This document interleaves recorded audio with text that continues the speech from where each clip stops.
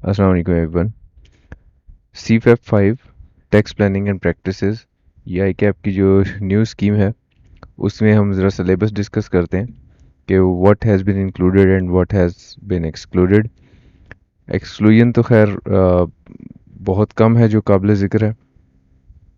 ICAP के जो इस सब्जेक्ट का सिलेबस है वो तीन मेन कैटेगरीज में डिवाइडेड है। First one is direct taxes, जिसमें डेफिनेटली इनकम टैक्स लॉ है सिर्फ और सिर्फ, और इनकम टैक्स लॉ जो पाकिस्तान में है वो इनकम टैक्स ऑर्डिनेंस में लिखा गया है सारे का सारा। Second component is indirect taxes. Indirect taxes में सेल्स टैक्स और फेडरल एक्साइज ड्यूटी, ये दो इनडायरेक्ट टैक्सेस हैं जो कि आपके सिलेबस में शामिल हैं। जो इनडायरेक्ट टैक्सेस हैं उसमें हमें एक चीज़ ये पहले से ही पता होना चाहिए कि जो सेल्स टैक्स है वो गुड्स के ऊपर जो अप्लाई की होता है और जो सर्विसेज के ऊपर अप्लाई होता है उसके लिए लॉज डिफरेंट हैं। जो सर्विसेज के ऊपर सेल्स टैक्स है वो 18वीं तरमीम के बाद से प्रोविंसेस को दे दिया गया है।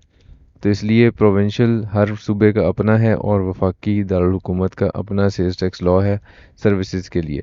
तो सर्विसेज के लिए हमारे पास 5 एक्ट्स या ऑर्डिनेंसेस होंगे जो हमने पढ़ने हैं, और गुड्स जो हैं उसके लिए सेल्स टैक्स एक्ट है जो कि पूरे पाकिस्तान पे अप्लाई होता है। सो अगर मैं सिर्फ एक्ट या ऑर्डिनेंसेस की बात करूं तो हमारे पास इनकम टैक्स ऑर्डिनेंस जो कि इनकम टैक्स के लिए होगा, सेल्स टैक्स एक्ट 1990 जो कि गुड्स के ऊपर सेल्स टैक्स एप्लीकेबल है उसके लिए होगा, और जो सर्विसेज के ऊपर सेल्स टैक्स है उसके लिए 5 एक्ट या ऑर्डिनेंसेस हर सूबे और वफाकी दारुल हुकूमत के लिए यहाँ अलग अलग बने हुए हैं। इसी तरह फेडरल एक्साइज एक्ट, ये भी वफाकी दारुल हुकूमत सॉरी वफाकी हुकूमत का बेसिकली ये प्रेरोगेटिव है फेडरल एक्साइज ड्यूटी।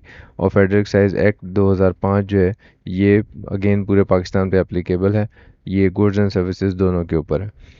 नाउ जो फेडरल एक्साइज एक्ट को अगर हम मिला लें तो इसका मतलब एक इनकम टैक्स ऑर्डिनेंस, 5 सर्विसेज के सेल्स टैक्स लॉज और एक गुड्स का और एक फेडरल एक्साइज एक्ट। तो एक्ट और ऑर्डिनेंसेस हमारे पास हो गए 8।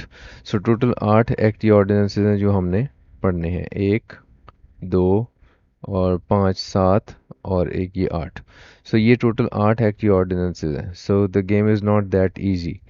अब जो एक्ट या ऑर्डिनेंस होता है, जो लॉ की बेसिकली हायरार्की है, सबसे ऊपर कॉन्स्टिट्यूशन ऑफ पाकिस्तान है, आईन पाकिस्तान, उसके नीचे फिर एक्ट या ऑर्डिनेंसेस बनाए जाते हैं ना। ये जो एक्ट या ऑर्डिनेंसेस हैं इसके बाद जो अगली चीज़ बनाई जाती है दैट इज़ रूल्स।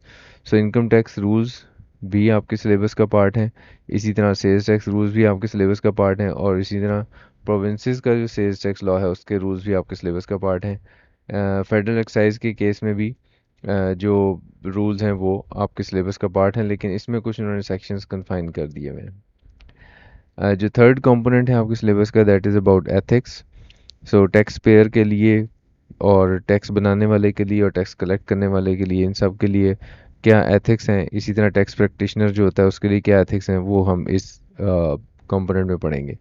जो न्यू स्कीम ICAP ने दी, यानी कि इसको जब एडवांस टैक्सेशन से टैक्स प्लानिंग का नाम दिया गया है सब्जेक्ट को, तो ICAP ने साथ में यही बताया कि आपको टीचिंग आवर्स कितने लगाने हैं इसके ऊपर और कितना वेटेज।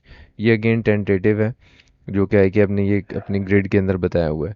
इसी तरह टीचिंग आवर्स यहाँ पर कितने लगाने हैं और कितना वेटेज ये कवर करेगा इनडायरेक्ट टैक्सेस के केस में, और यहाँ पे कितने टीचिंग आवर्स लगने चाहिए और कितना वेटेज ये कवर करेगा। ये मैंने यहाँ पे स्लाइड के ऊपर इधर लिंक दे दिया हुआ है, अगर आप इस लिंक पे क्लिक करेंगे तो it will take you to the actual document जो कि सिलेबस का है। सो यही 3 एरियाज आपको यहाँ पे भी लिखे नज़र आएंगे, income tax, sales tax, FED और एथिक्स। इसमें जो ख़ास तौर पे मैं चीज़ आपको हाईलाइट करना चाहता हूँ, क्योंकि ये बाकी सब तो चलें, आप जिस वक्त ये लॉज पढ़ेंगे तो तभी ये समझ आएंगे कि सिलेबस में लिखी हुई क्या चीज़ें, लेकिन ये जो एक टेबल दिया है ये ICAP ने अब स्पेसिफिक एग्जामिनेबल नॉलेज रेफरेंस ये जो लिखा हुआ है, ये बेसिकली ICAP ने अब कुछ सेक्शंस बता दिए हैं आपको कि जिनको टेस्ट किया जाएगा इनकम टैक्स लॉ में।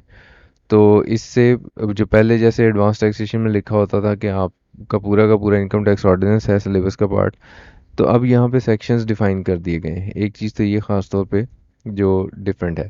سیکنڈ از کہ یہاں پہ اگر آپ دیکھیں تو یہاں پہ ایک ماڈل ڈبل ٹیکس ٹریٹی یہ ایک ورڈ لکھا ہوا ہے. مطلب یہ کہ جو ٹیکس ٹیکس کے معاملات کے اوپر جو معاہدہ پاکستان کی حکومت کرتی ہے دوسرے کسی ملک کی حکومت کے ساتھ اس کو ٹیکس ٹریٹی بولتے ہیں. اور ایک ماڈل ٹیکس ٹریٹی یعنی کہ جس ایک ٹیکس ٹریٹی میں کیا کیا کمپوننٹس ہوتے ہیں وہ اب آپ کو معلوم ہونے چاہیے. اور اور چونکہ اب یہ سلیبس کا پارٹ بن چکا ہوا ہے. اسی طرح سیلز ٹیکس لاء میں بھی سیکشنز آئیڈینٹیفائی کر کے بتائیں کہ کون کون سے سیکشنز ہیں جو سلیبس میں ہیں اور کون سے نہیں ہیں. انہی سیکشن سے متعلق رولز جو ہوں گے یا ایس آر اوز ہوں گے وہ بھی ٹیسٹ کیے جائیں گے. لائک وائز یہاں پہ جو فیڈرل ایکسائز ایکٹ ہے اس میں بھی سیکشنز آئیڈینٹیفائی کر دیے گئے ہیں آئی کیپ کی طرف سے. جو ایتھکس کے کمپوننٹ میں code of ethics for chartered accountants ہے اس میں بھی اس کے سیکشن بتا دیے کہ کون سے سیکشنز کو ٹیسٹ کیا جا سکتا ہے.